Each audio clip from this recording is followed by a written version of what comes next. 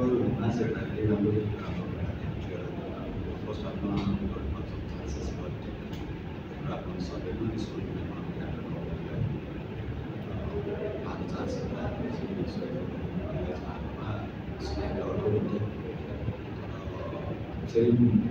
second हाफमा पनि पाएको chances राम्रो गर्न सक्यो ठिकै छ अब के हो भने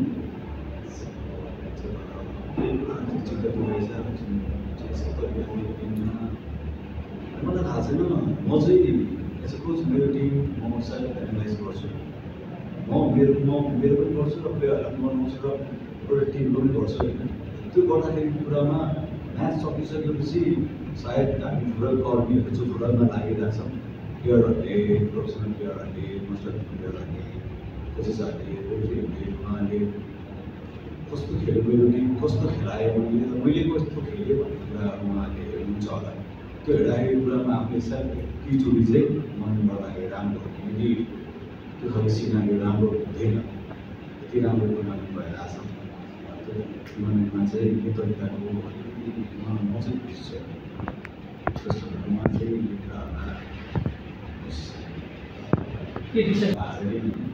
तपाईँलाई पनि म आज बुझ्नु पर्छु त्यो रिफ्लेक्सन त उहाँ एकदम भयो हेर्नुहोस् न तपाईँ खेलकुदमा लागेको यत्रो वर्षदेखि 10-12-15 वर्षदेखि यो अमरा खेलिरहेको छु तपाईँले हेर्नुहोस् न गेम कुन तरिकाले खेलिरहेछ खेलाइरहेछ अगाडिदेखि हेरिरहेको छौँ हामीले ठिक छ हामीले गेम खेल्यौँ हार जित हुन्छ तर के भइरहेछ कुन तरिकाले खेलाइरहेछ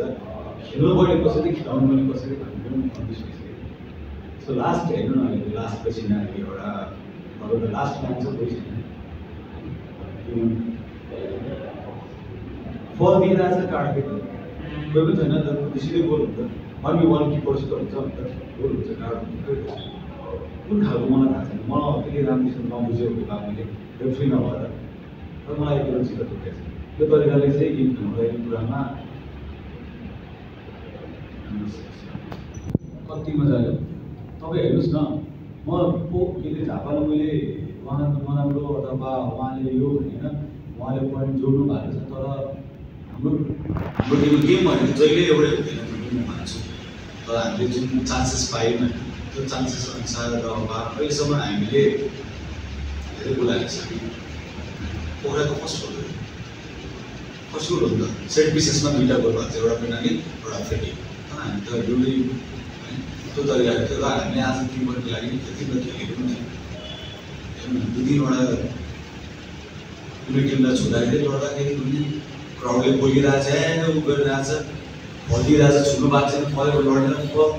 हाम्रो लडेर तानेर समेटमा त्यति झुलिरहेछ केही पनि छैन कुन खालको गेम हो यो हचाउनु लागिरहेछ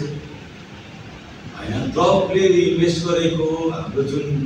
जति हामी मिहिनेत गरेको थियो त्यो कहाँ जाँदैछ कि कहाँ जाँदैछ म पुरै बुझ्दिनँ यो कुरा चाहिँ क्या ठिक छ एउटा गेम हो जिताएर हुन्छ यति राम्रो टुर्नामेन्ट भइरहेछ कि प्लेयरहरू खेल्नु पाइरहेछ हामीले काम पाइरहेछौँ प्लेयरले काम पाइरहेछ राम्रो छ नि त यो अनुसारको हुँदाखेरि यो खालको मलाई ठिक लागेको छ